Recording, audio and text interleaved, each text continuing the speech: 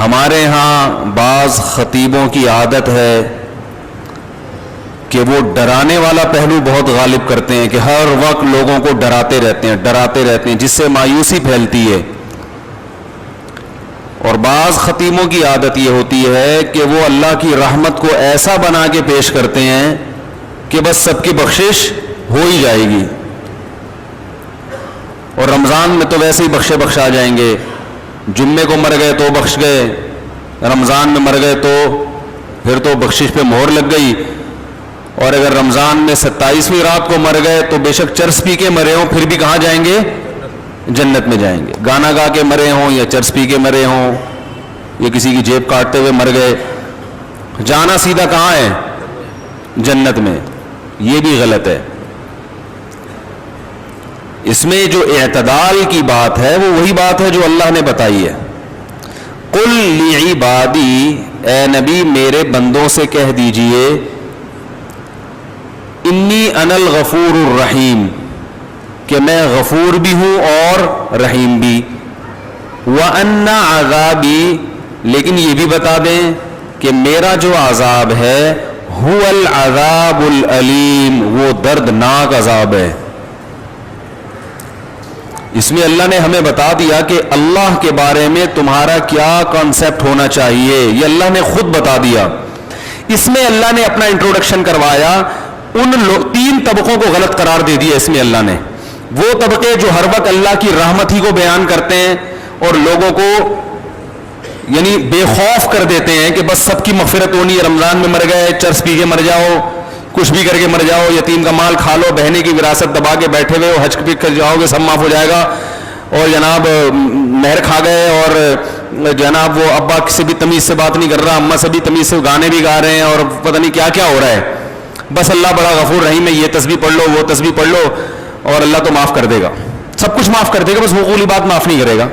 بعض لوگوں نے یہ کہا کہ کیوں بھائی حقوق العباد, حقوق اللہ بھی اللہ نے کہا کہ میں معاف نہیں کروں گا جب تک پکی توبہ نہیں ہوگی اور آئندہ نہ کرنے کا عزم نہیں ہوگا. ہاں حقوق العباد میں یہ ہے کہ صرف اللہ سے توبہ ضروری نہیں ہے, مخلوق سے معافی بھی ضروری, لیکن دونوں کا مسئلہ برابر ہے. حقوق اللہ بھی معاف نہیں ہوتے جب تک پکی توبہ نہ ہو. تو ان لوگوں پر بھی رد ہے جو ہر وقت اللہ کی رحمت کو ہائی لائٹ کرتے رہتے ہیں اور ایسا اللہ کو بنا کے پیش کر دیتے ہیں کہ لوگ کہتے ہیں یار ڈرامے بھی دیکھو, فلمیں بھی دیکھو, خواتین پردہ بھی نہ کریں, مرد نظر کی حفاظت بھی نہ کرے, اور میرے بھائی سعودی بینک میں جاب بھی کرتے رہو, سود بھی کھاتے رہو, انشورنس بھی کروا کے رکھو کہ ابا مر گئے تو اتنے پیسے ملیں گے, صحیح ہے نا, نہیں مرے تو نہیں ملیں گے, اور وراثت بھی تقسیم نہیں کرو, حج واجب ہے آپ کے اوپر, فرض ہو چکا ہے, آپ بڑھاپے کے لیے اس کو ٹال رہے ہیں. آج حج کب ہوتا ہے؟ سارے کاموں سے فارغ ہو کر اب کرنے دھرنے کے لیے کوئی کام بچا ہی نہیں ہے, پیسے پڑے ہوئے ہیں تو چلو اب حج کر کے آ جاؤ. ہمارے حضرت فرما رہے تھے ایک دفعہ بیان میں کہ لوگ رمضان میں یہ تو بتاتے ہیں کہ بخشش ہوگی, روزہ رکھا, تراویح رکھی, بخشش پکی بخشش ہے, تیسرا عشرہ جہنم سے خلاصی, 27ویں رات میں تو جنت ہی جنت کا. یہ بھی تو حدیث میں آتا ہے کہ جو روزہ رکھ کے بھی جھوٹ نہ چھوڑے اس کو بھوک اور پیاس کے علاوہ کچھ بھی حاصل, اور جو تہجد پڑھ کے بھی برائی نہ چھوڑے اس کو رات کو جاگنے کے علاوہ کچھ بھی حاصل, یہ بھی تو حدیثیں ہیں. تو ایک طرف اللہ کی رحمت میں اتنا غلو کرایا جاتا ہے کہ لوگ گناہوں پہ جری ہونے لگتے ہیں, یار سب حلال ہے, سب کرتے رہو, بس یہ کر لیں گے, یوں کر لیں گے, ایک مسجد کے ڈبے میں چندہ ڈال دیں گے 5 روپے, اور وائپر والے کو 5 روپے پکڑا دیں گے, شیشہ بھی صاف ہو جائے گا اور صدقہ بھی ہو جائے گا, ایزی سینٹر میں ایک بکرا دے دیں گے. اور یہ بھی جب دیتے ہیں جب اپنا کوئی مریض بیمار ہوتا ہے. اور دوسری طرف غلو کیا ہے, بعض حضرات اتنا ڈراتے ہیں کہ 4 آدمیوں کے علاوہ کوئی جنت میں, وہ 4 مشہور شخصیات سب جانتے ہی ہیں, ان میں 2 پاکستان میں ہیں, ایک سعودی عرب میں ہے, اور ایک مجھے بھی ذہن میں نہیں آ رہی, لیکن وہی جنت میں جائیں گے.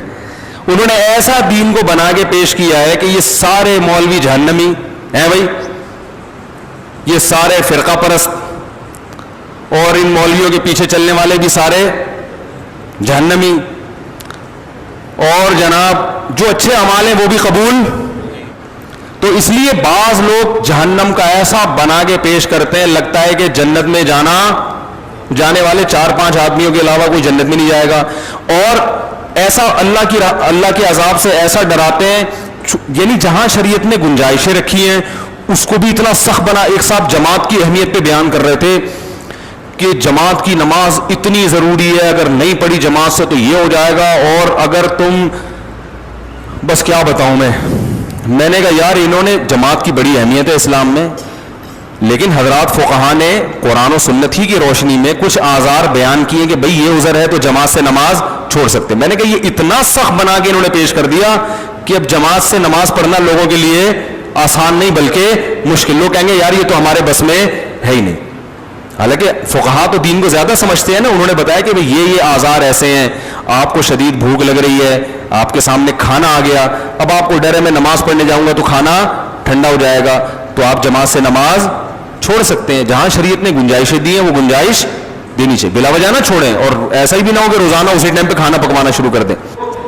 دو انتہائیں ہیں, تو اس میں اعتدال کا راستہ کیا ہے بھائی؟ اللہ کی ذات کے دونوں پہلو ہیں, عذاب بھی ہے اور رحمت بھی ہے, لیکن یہ بالکل برابر نہیں ہے.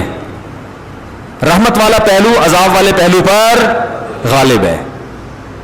تبھی اللہ نے رحمت کو ہائی لائٹ کیا, میں غفور بھی اور میں رحیم بھی, لیکن عذاب کے بارے میں فرمایا میرا جھانپڑ بہت سخت ہے, یعنی میں ایسا ہوں نہیں لیکن مجھے مجبور نہ کرو, اگر میری نافرمانی کی تو میں عذاب بھی دے دوں گا.